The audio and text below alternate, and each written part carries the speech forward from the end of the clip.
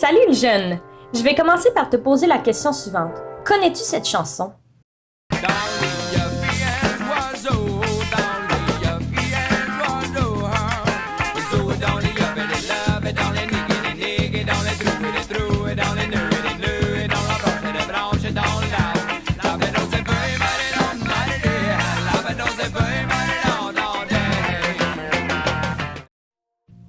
Cette drôle de vieille chanson me rappelle aussi le principe des poupées russes, qui sont comme des petites poupées, tu sais, qui s'emboîtent toutes les unes dans les autres.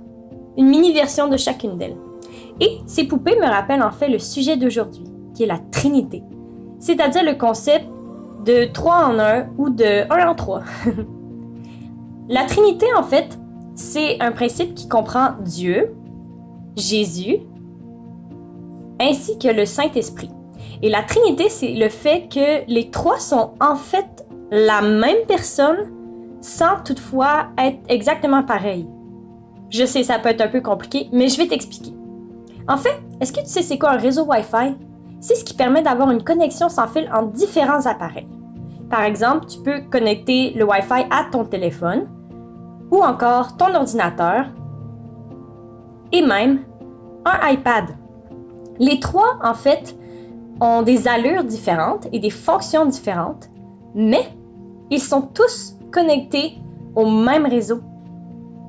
Et c'est un peu le même principe avec la Trinité. Dieu, Jésus et le Saint-Esprit sont tous connectés à un même réseau, entre guillemets, qui, dans ce cas-ci, est en fait le même amour et le même cœur. Mais ils ont quand même chacun des particularités. Par exemple, Dieu, lui, est considéré comme notre Père spirituel, ce qui fait de nous ses enfants, et on peut bénéficier de sa protection, son amour, sa bénédiction, ainsi que ses conseils et parfois ses reproches de Père. Jésus, quant à lui, s'est avéré être un humain, et donc notre frère, qu'on peut considérer aussi comme notre amoureux, car on peut vivre une passion avec lui. Donc nous aussi, nous sommes comme ses frères et ses amoureux, avec qui nous pouvons avoir une connexion très particulière puisque lui aussi, il est humain. Et c'est lui qui a restauré la relation et l'intimité avec Dieu par son sacrifice à la croix, ce qui nous permet d'avoir des discussions avec lui aujourd'hui.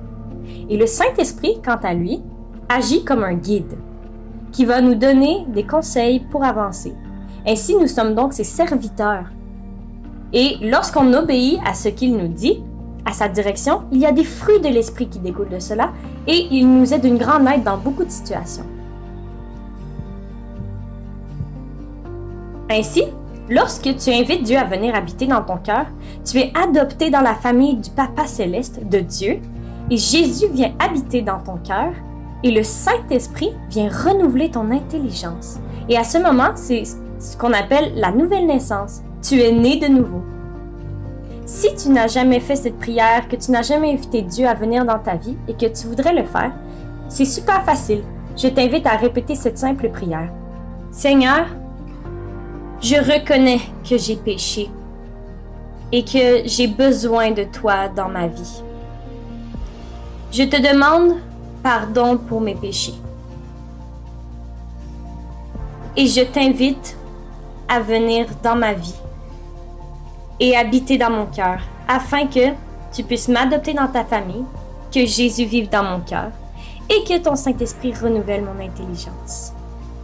Amen. Si tu viens de faire cette prière ou si tu l'avais déjà fait, je te garantis que c'est la meilleure décision que tu auras pu prendre de ta vie. Je peux te garantir que tu ne regretteras pas cette décision. Alors j'espère que cette vidéo aujourd'hui t'a aidé à comprendre le principe de la Trinité. Sur ce, je te dis à la prochaine!